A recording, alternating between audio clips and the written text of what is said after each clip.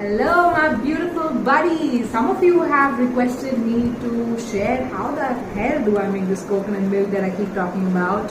So this video is going to be a lot of me explaining how I make coconut milk, how I make use of it, and basically me fangirling over it a lot. Vegan, following a keto diet, lactose intolerant, or just looking for another healthy, yummy alternative. What do we have here?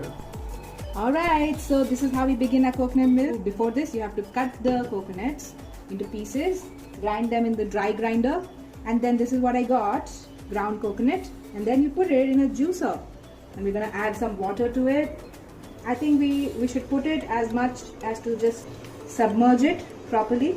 Yeah. Then we're gonna be putting it and grinding it. Right, we're done with this. Now we're going to take it out. It looks nice and frothy. We have a vessel ready and a clean cloth. It could be anything, any piece of cloth that's pretty clean and neat. And we're going to be pouring this into this. Better hold on to the piece of cloth or else it might fall inside. And slowly pour it. It's already getting sieved. Alright, now it's time to take the cloth carefully so you don't drop it all inside. Perfect. And now we're gonna milk it.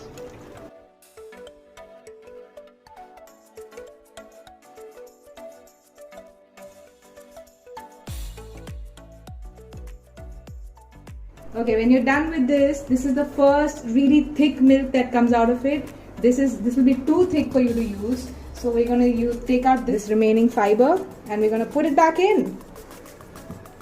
Yeah, baby. One coconut gives us so much milk.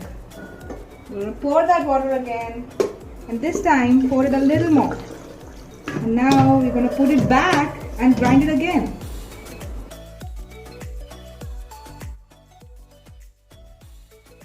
And we're back trying to squeeze out the next part of the milk. Again, hold on to it.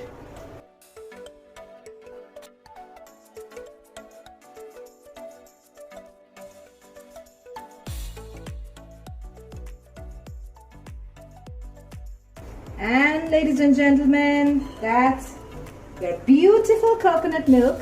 And now, in this process, sometimes the fiber falls in it. I'm going to take a tiny little strainer and we're pouring it into the jar.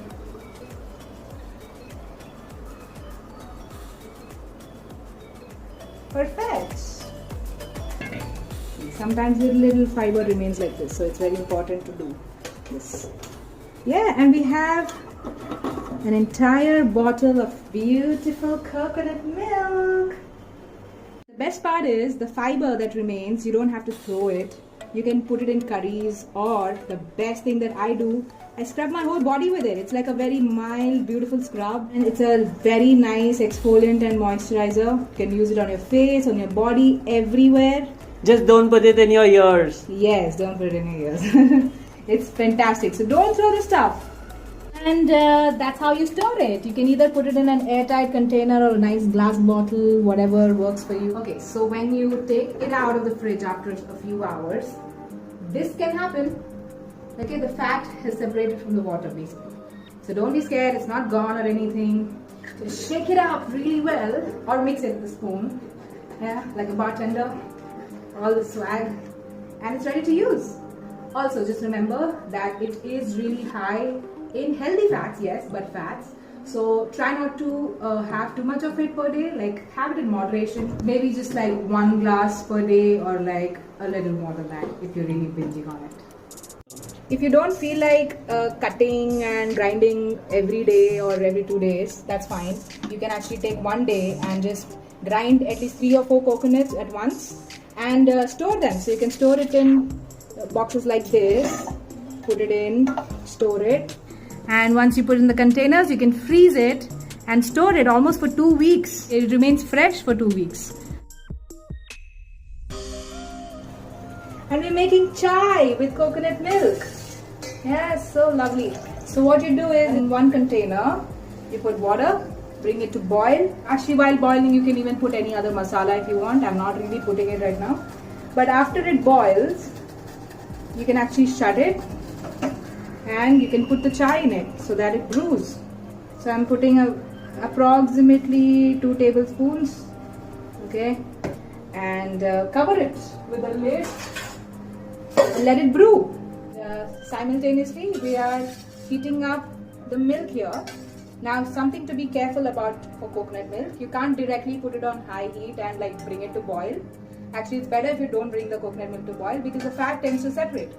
And so you're putting it on medium flame and you're warming it up slowly, and you have to keep stirring from time to time so that the fat doesn't separate. And then that's the trick to making really smooth coconut milk chai. And for sweetener, I'm going to be taking some jaggery and putting it in. Alright, it's almost done. As soon as you start seeing little vapors, white vapors coming out, which means it's done. So you can put it off. It's pretty hot. I mean, nobody really has it hotter than this anyway. Our chai has brewed really nicely, beautifully. We're going to take the strainer and pour it directly into the milk.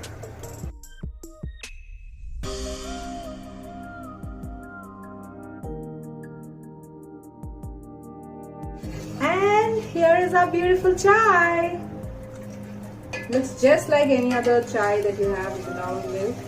And it tastes even better because the natural taste of coconut is really nice and sweet and beautiful. So it complements the chai really well. Let's have it. And yay! Enjoying the milk.